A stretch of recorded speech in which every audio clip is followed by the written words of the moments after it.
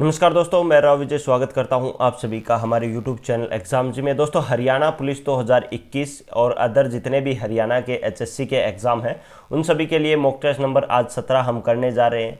बिल्कुल जो है एग्ज़ाम के लेवल का मॉक टेस्ट आज हम करेंगे। तो शुरू करते हैं दोस्तों आज के पहले क्वेश्चन से।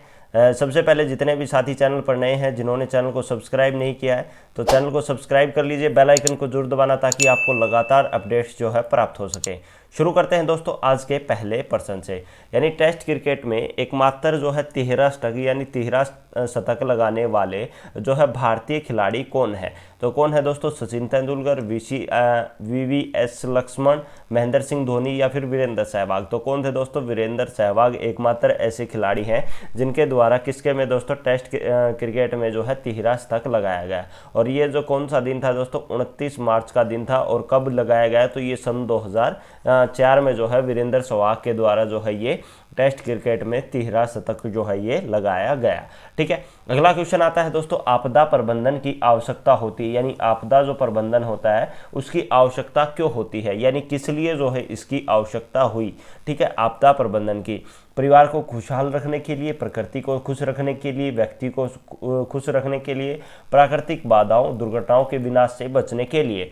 तो किस चीज़ के लिए जो है ये आपदा प्रबंधन की आवश्यकता पड़ी? तो ये जो है दोस्तों प्राकृतिक बाधाओं दुर्घटनाओं के विनाश से बचने के लिए, यानी जो है डी बिल्कुल इसका सही आंसर रहेगा। दूसरा अगर बात की जाए जो है ये आप हम बात करें प्राकृतिक आपदा कौन कौन सी हो सकती है, तो जैसे अगर बात की जाए बाढ़ हुआ, बाढ़ हुई, ठीक है, भूकंप हुई, तो इस तरह की अगर बात की जाए ये जो है जो ये आपदा होती है ये कौन सी होती है? प्राकृतिक आपदा होती है, यानी नेचुरल जो ये बाधाएं होती है। ठीक है, दुर्घटना हुई या फिर अगर बात की जाए कहीं पर भी जो है भूस्खलन हुआ, तो इस तरह की चीज़ें ये सारी क्या होती हैं? प्राकृतिक होती है। अब बात की जाए जो ये प्राकृतिक ये प्रबंधन जो हुआ है, यानी जो ये प्राकृतिक बाधाएं जो होती हैं इन सभी के लिए दोस्तों एक अधिनियम बनाया गया। कौन सा?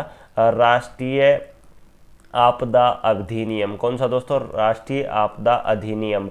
अब बात की जाए अधिनियम कब बना? राष्ट्रीय आपदा अधिनियम 2005 में। और इस अधिनियम की अध्यक्षता कौन करेगा दोस्तों? PM प्रधानमंत्री की अध्यक्षता में जो है ये अगर बात की जाए अधिनियम बना और ये जो है ये जो आपदा प्रबंधन जो है ये बनी।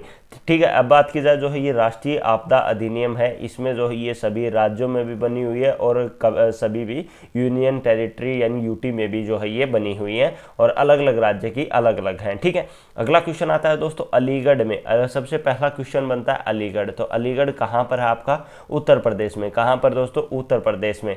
मोहम्मडन एंग्लो ओरिएंटल महाविद्यालय को किसने स्थापित किया? अब बात की जाए सबसे पहला क्वेश्चन है ये स्थापित कहाँ पर किया गया? तो कहाँ पर दोस्तों? अलीगढ़ UP में। और किसके द्वारा किया गया?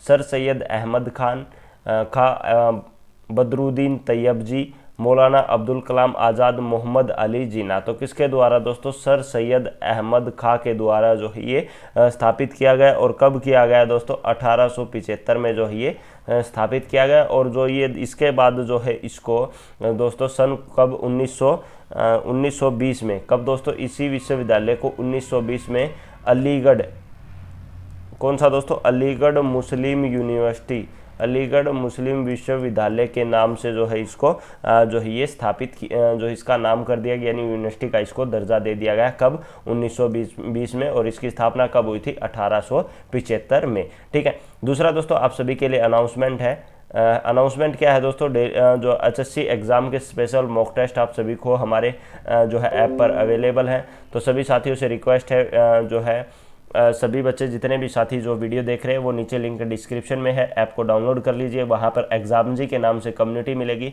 जिसमें आपको 25 मॉक टेस्ट, उसके साथ साथ अगर आपको बात की जाए जनवरी 2000 कितने दोस्तों? 25 मॉक टेस्ट जनवरी 2020 से लेकर ये अब एग्ज़ाम तक आपकी हरियाणा की करंट अफेयर मैं यहाँ पर मेंशन कर देता हूँ, हरियाणा की करंट अफेयर। और साथ में जो है अगर बात की जाए प्रीवियस ईयर पेपर जितने भी जो है 2019-20 में जितने पेपर हैं आपके, हरियाणा पुलिस के previous year paper, group D के प्रीवियस ईयर पेपर और जितने भी ऑनलाइन एग्जाम हुए उन सभी के प्रीवियस ईयर पेपर आपको इनके साथ मिलेंगे। आपको करना क्या है? जो ज्वाइन करना है 49 रुपीज़ आपको पे करने हैं, यहाँ पर आपको अवेलेबल हो जाएंगे। दूसरा दोस्तों आप सभी को एक इन्फॉर्मेशन और बतानी थी।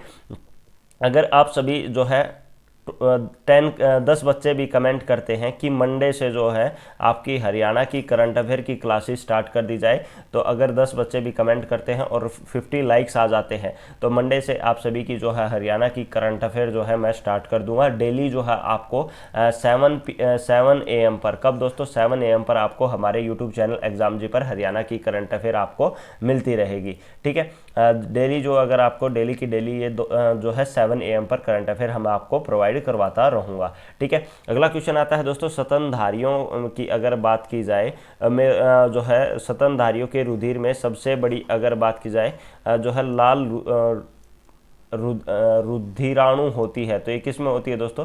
बेसोफिल्स, मोनोसाइट्स, लाल रुधिराणु, लासिकाणु। तो ये सतनधारी, सबसे पहले अगर बात की जाए सतनधारी कौन से जीव होते हैं, तो सतनधारी जो जीव होते हैं जो दूध देते हैं, यानी दूध देते हैं, तो कौन कौन से हो सकते हैं इसमें अगर बात की जाए? कौन से दोस्तों? भेड़, बकरी, भैंस, गाय, ये सभी किसके अंदर आती हैं? तो ये आपके आते हैं दोस्तों। हो सकता है इसमें कुतिया बोल सकते हैं हम, डोगी, वो भी जो है स्तनधारी में आती हैं क्योंकि वो बच्चों को दूध पिलाती है। तो इसमें अगर बात की जाए जो सबसे बड़ी रुधिराणु कौन सी होती है, तो ये मोनोसाइट्स जो है, ये सी जो है इसका सही आंसर रहेगा।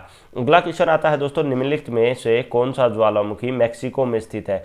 कोलिमा में, सेमेरू में, जुबेजी में, इटाना में। तो कहाँ पर स्थित है दोस्तों? कोलिमा में स्थित है। अब बात की जाए ये कोलिमा है कहाँ पर, तो ये मैक्सिको में है, और मैक्सिको में से दोस्तों 700 किलोमीटर दूर है। कितनी दूर है?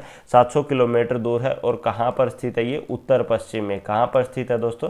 मैक्सिको से 700 किलोमीटर दूर उत्तर पश्चिम में स्थित है। कौन सा? आपका कोलिमा। अब बात की जाए इस कोलिमा को एक अन्य नाम से, क्योंकि जहाँ पर कोलिमा पे ये ज्वालामुखी सर्वाधिक आती है, तो यहाँ पर इसको जो है वोल्केनो, कौन सा दोस्तों? वोल्केनो ऑफ फायर के नाम से जाना जाता है। किसके नाम से? वोल्केनो ऑफ फायर के नाम से जो है इसको जाना जाता है। किसको? कोलिमा को। ठीक है, अगला क्वेश्चन आता है दोस्तों, हरिप्रसाद चौरसिया का संबंध किस संगीतवाद से है?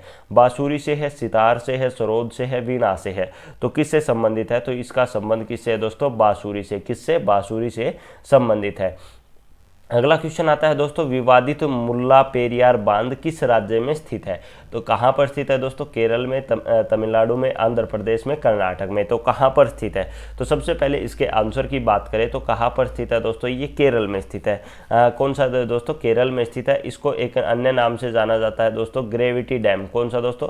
ये एक ग्रेविटी डैम है। दूसरा अगर बात की जाए इसका निर्माण कब हुआ था, तो 1887 से 1895 के मध्य में, यानी बीच में जो है ये इसका निर्माण हुआ। किसका? आपका मुल्ला पेरियार बांध का। और कहाँ पर स्थित है ये दोस्तों? ये आपका केरल में स्थित है। इससे रिलेटेड एक क्वेश्चन और एग्जाम में बार बार आता है, ये किसके द्वारा जो इसका निर्माण करवाया गया है? तो ये जॉन पेनिक्विक जो है, ये एक जॉन पेनिक्विक द्वारा मद्रास जो है ये उस समय जो है मद्रास प्रेसिडेंसी हुआ करती थी, जो कि वर्तमान में तमिलनाडु में है। तो ये जो है मद्रास प्रेसिडेंसी के पूर्वी क्षेत्रों तक जो किस चीज़ के लिए दोस्तों? जल पहुंचाने के लिए। किसके लिए? वाटर पहुंचाने के लिए जो है इसका जो है बांध जो है ये इसका निर्माण जो है ये किया गया था। अगला क्वेश्चन आता है दोस्तों, लघु उद्योगों के उच्चतम वित्त निकाय कौन सा है? IDBI है, IFCI है, नाबार्ड है और सिडबी है। तो इसका जो सही आंसर क्या रहेगा? तो इसका जो सही आंसर रहेगा दोस्तों आपका सिडबी। कौन सा दोस्तों? सिडबी जो है इसका सही आंसर रहेगा। अब बात की जाए सिडबी की फुल फॉर्म क्या है दोस्तों? सिडबी की फुल फॉर्म है स्मॉल इंडस्ट्रीज, मैं शॉर्ट फॉर्म में लिख देता हूँ, small industry development bank of India. किसका? Bank of India. अब बात की जाए इसकी स्थापना कब हुई थी, तो कब हुई थी दोस्तों? 2 अप्रैल। कब? 2 अप्रैल 1990 को जो है इसकी स्थापना हुई थी सिडबी की। इसका हेडक्वार्टर कहाँ पर है दोस्तों? लखनऊ में। कहाँ पर? लखनऊ, जो कि कहाँ पर स्थित? आपका यूपी में। अब बात की जाए इसके हेड कौन है, यानी चेयरमैन बोल सकते हैं, तो कौन है? एस रमन्ना। कौन है? एस रमन्ना जो है। अगर बात की जाए शिवा भी इसका नाम के आगे लिखा जाता है, शिवा एस रमन्ना जो है इनके हेड है। उसके बाद आता है अगला आपका IDBI। IDBI की फुल फॉर्म क्या है दोस्तों? Industrial development bank of India. I से इंडस्ट्रियल, डी से डेवलपमेंट, बी से बैंक, आई फॉर इंडिया। ठीक है, अब बात की इसकी स्थापना कब हुई थी, तो कब हुई थी दोस्तों? 1 जुलाई 1964 को, जिसका हेडक्वार्टर कहाँ पर है इसका? मुंबई में। कहाँ पर है? मुंबई में। उसके बाद आता है IFCI। IFCI क्या है दोस्तों? द इंडस्ट्रियल, आई से इंडस्ट्रियल, एफ से फाइनेंस, सी से कॉरपोरेशन, आई से India, the industrial finance corporation of India. अब बात की जाए इसकी स्थापना कब हुई थी, तो इसकी स्थापना हुई थी दोस्तों 1 जुलाई 1948 को, जिसका हेडक्वार्टर कहाँ पर है दोस्तों, न्यू दिल्ली में। कहाँ पर है इसका, न्यू दिल्ली में जो इसका हेडक्वार्टर है। अब बात की जाए नाबार्ड की, नाबार्ड की फुल फॉर्म क्या रहेगी, national agriculture, national bank for agriculture and rural development. ठीक है, इसकी स्थापना कब हुई थी दोस्तों, 12 जुलाई 1982 को। अब बात की जाए इसका हेडक्वार्टर कहाँ पर है, तो इसका हेडक्वार्टर कहाँ पर है दोस्तों, मुंबई में जो है इसका स्थित है। अगला क्वेश्चन आता है दोस्तों, आनुवंशिकता के नियम प्रस्तुत किए थे मेडलेव ने, पावलोव ने, मेडलीफ ने, कोच ने। तो किसके द्वारा किए गए थे दोस्तों, मेंडल के द्वारा। इनका पूरा नाम है ग्रेगर जॉन मेंडल। कौन है, ग्रेगर जॉन मेंडल जो इनका पूरा नाम है, इनके द्वारा जो है ये आनुवंशिकता के नियम प्रस्तुत किए गए। अगर बात की जाए आनुवंशिकता के जनक किनको कहा जाता है, तो वो भी जो है जॉन मेंडल को जो है ये कहा जाता है। ठीक है, अब बात कीजिए इसकी खोज कब से कब तक की, 1856 से लेकर 65 तक जो है इन्होंने आनुवंशिकता पर प्रयोग जो है इनके द्वारा किए गए। अगला क्वेश्चन आता है दोस्तों, ग्रेफाइट की अपेक्षा हीरा अधिक कठोर होता है, इसका क्या कारण है। परमाणुओं की परतों में अंतर, क्रिस्टलीय संरचनाओं में अंतर, हीरे की चतुष्फलकीय संरचना, इनमें से कोई नहीं। तो इसका जो सही आंसर क्या रहेगा दोस्तों, हीरे की फलकीय संरचना के कारण जो है ये ग्रेफाइट की हीरा जो है ये ग्रेफाइट की अपेक्षा कठोर होता है। अगला क्वेश्चन आता है दोस्तों, माणिक्य, रूबी और नीलम किसके ऑक्साइड हैं। तो किसके ऑक्साइड हैं दोस्तों, ये कॉपर के, आयरन के, टीन के, एल्यूमिनियम के। तो इसका जो सही आंसर क्या रहेगा दोस्तों, ये आप सभी को क्या करना है, कमेंट करके बताना है कि रूबी और नीलम जो है किसके ऑक्साइड जो है ये होते हैं। तो अभी तक आप सभी ने, जितने भी साथी जिन्होंने चैनल को सब्सक्राइब नहीं किया दोस्तों, चैनल को सब्सक्राइब कर लीजिए, बेल आइकन को जरूर दबाना ताकि आपको लगातार अपडेट प्राप्त हो सके। और वीडियो आपको पसंद आई हो तो दोस्तों लाइक करना, कमेंट करना, शेयर करना। ठीक है, अब चलते हैं दोस्तों अगले क्वेश्चन पर। अगला क्वेश्चन क्या है दोस्तों, ऑप्टिकल फाइबर का प्रयोग कहाँ पर होता है। कैट स्कैन में, अल्ट्रासाउंड स्कैन में, एक्सरे में, एंडोस्कोपी में।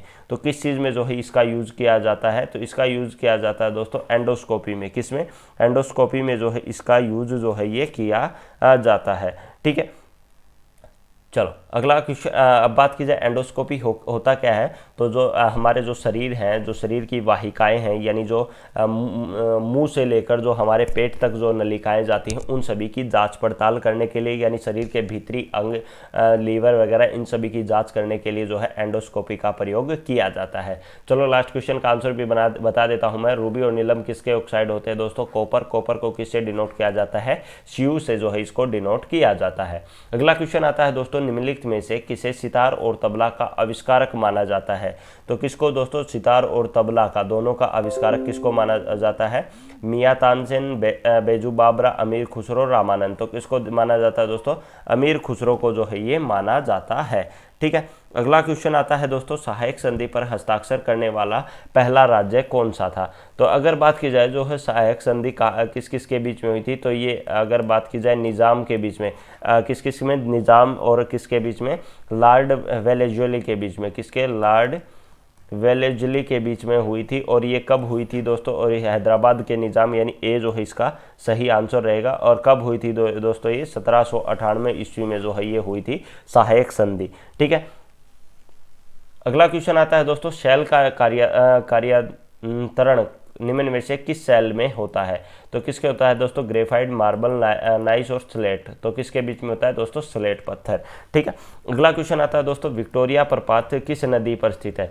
नाइजर नदी पर, जाम्बेजी नदी पर, कागो पर, ऑरेंज नदी पर। तो कहाँ पर दोस्तों, जाम्बेजी नदी पर। और अगर बात की जाए जो ये अगर जो विक्टोरिया प्रपात है, विक्टोरिया जलप्रपात, ये अगर बात की जाए किसका दोस्तों, विश्व का सबसे बड़ा है। किसका, विश्व का सबसे बड़ा जलप्रपात है ये, कौन सा, आपका विक्टोरिया जलप्रपात। दूसरा अगर बात की जाए ये कहाँ पर स्थित है, तो ये कहाँ पर स्थित है दोस्तों, अफ्रीका में। कहाँ पर, अफ्रीका के जो है ये स्थित है। और कौन सी नदी पर है, जाम्बेजी नदी पर जो है ये स्थित है। और विश्व का क्या है, सबसे बड़ा है। अगर आपको वीडियो पसंद आ रही तो दोस्तों शेयर जरूर करें। और जितने भी साथी चैनल पर नए हैं, जिन्होंने चैनल को सब्सक्राइब नहीं किया है, तो चैनल को सब्सक्राइब कर लीजिए ताकि डेली आपको कितने बजे दोस्तों, 7 PM पर डेली आपको ये मॉक टेस्ट जो है मिलता रहे।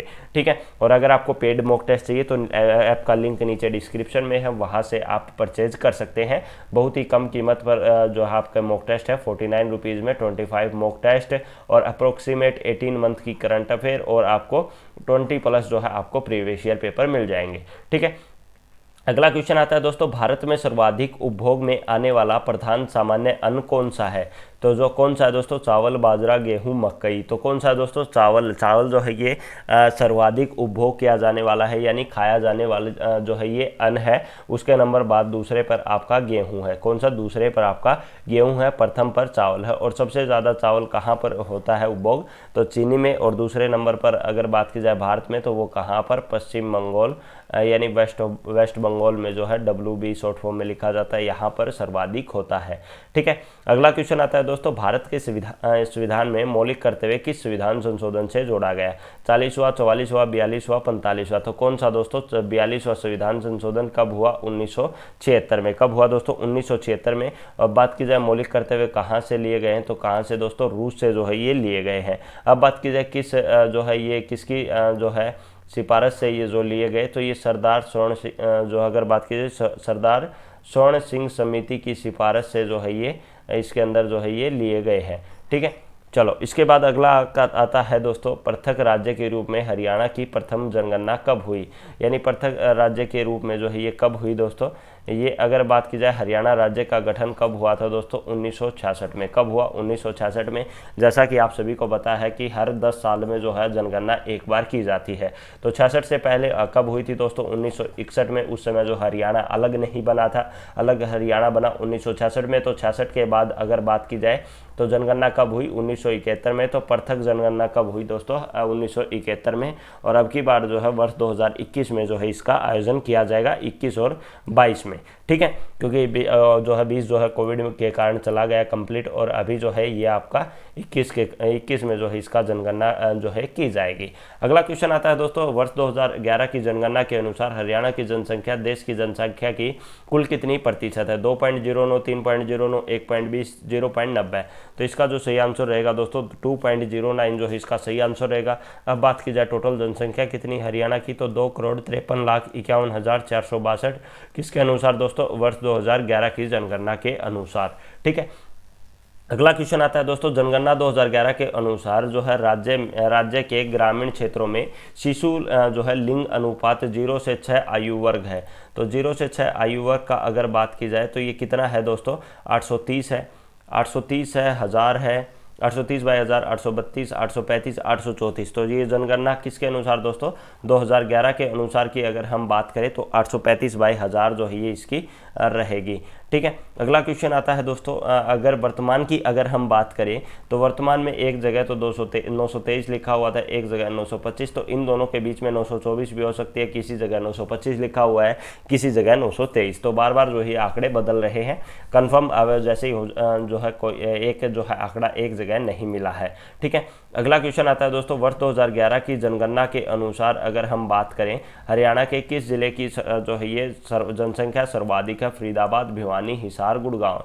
तो किसकी दोस्तों? फरीदाबाद की जनसंख्या जो सर्वाधिक है, और कितनी है दोस्तों? ये आपकी 18 लाख जो जनसंख्या है ये आपकी फरीदाबाद जिले की है। अगला क्वेश्चन आता है दोस्तों, वर्ष 2011 की जनगणना के अनुसार हरियाणा के किस जिले में महिलाओं की जनसंख्या जो है ये सर्वाधिक है? तो किसकी है दोस्तों? गुड़गांव में, भिवानी में, करनाल में, फरीदाबाद में। आपको एक लॉजिक बताता हूँ, यानी जनसंख्या जिस जिले की ज़्यादा होगी, यानी एग्जाम्पल के तौर पर, यानी मैं यहाँ पर लेता हूँ, चलो आंसर बता देता हूँ फरीदाबाद, क्योंकि ओवरऑल जहाँ पर चीज़ें सर्वाधिक होती है, अगर इसमें पूछी जाए मेल जनसंख्या सर्वाधिक कहाँ पर, तो भी फरीदाबाद होगा, फीमेल पूछा जाए तो भी फरीदाबाद होगा, क्योंकि ओवरऑल जो आपकी जनसंख्या सर्वाधिक है वो कहाँ की? आपकी फरीदाबाद की। अगला क्वेश्चन आता है दोस्तों, वर्ष 2011 की जनगणना के अनुसार हरियाणा राज्य का जो है जनसंख्या घनत्व है 573 व्यक्ति वर्ग किलोमीटर, 543, 483, 443। तो क्या सही आंसर रहेगा दोस्तों? 573 व्यक्ति वर्ग किलोमीटर जो है इसका सही आंसर रहेगा। अगला क्वेश्चन आता है दोस्तों, हरियाणा में जो है कितनी महिलाएं हैं, यानी जो है किसके अकॉर्डिंग दोस्तों? वर्ष 2011 की जनगणना के अनुसार। तो इसका जो सही आंसर रहेगा दोस्तों 1,18,000 जो 11 जो है 1,18,00,000 जो है 56,728 जो है इसकी जनसंख्या हरियाणा की। अब बात की जाए हरियाणा में कुल कितने गांव हैं? 56, 82, 48, 90, 6759 इनमें से कोई नहीं। तो इसके अकॉर्डिंग जो है इसका जो है आंसर रहेगा डी जो है इसका सही आंसर रहेगा। अगला क्वेश्चन आता है दोस्तों, जनसंख्या 2011 के अनुसार राज्य में ग्रामीण क्षेत्रों की साक्षरता दर कितनी है। और दूसरा अगर बात की जाए शहरी जो है क्षेत्रों की जनसंख्या दर कितनी है, ये भी आपको जो है कमेंट करके बताना है। तो जल्दी जल्दी सभी जितने भी साथी जिन्होंने कमेंट नहीं जो है सभी साथी कमेंट जरूर करें। और अगर आप सभी को वीडियो पसंद आई हो तो ज़्यादा से ज़्यादा लाइक करें, कमेंट करें, शेयर करें। और अभी तक जिन्होंने जो है मॉक टेस्ट को परचेज नहीं किया तो मॉक टेस्ट को परचेज कर लीजिए। इससे जो है मॉक टेस्ट अगर इसकी क्वालिटी की अकॉर्डिंग बात की जाए तो सबसे बेहतर सारी चीज़ें लेटेस्ट करंट अफेयर के साथ सारी चीज़ें जो है डाली गई है। तो वीडियो अगर पसंद आई हो तो दोस्तों ज़्यादा से ज़्यादा लाइक करें, कमेंट करें, शेयर करें। और जितने भी साथी चैनल पर नए हैं जिन्होंने चैनल को सब्सक्राइब नहीं किया तो सभी से रिक्वेस्ट है चैनल को सब्सक्राइब कर लीजिए ताकि आने वाली सभी क्लासेज आपको अपडेट मिलता रहे। दूसरा दोस्तों मैं आप सभी को बता दूं, हरियाणा करंट अफेयर की क्लासेज जो हैं स्टार्ट कर रहे हैं मंडे से, तो सभी 7 AM से जो कि आपके डेली करंट अफेयर की क्लासेज रहेगी। तो सभी बच्चों से रिक्वेस्ट है वीडियो ज़्यादा से ज़्यादा लाइक करें, कमेंट करें, शेयर करें और चैनल को भी सब्सक्राइब साथ साथ करते रहिए। थैंक यू फॉर वॉचिंग दोस्तों। जय हिंद, जय भारत।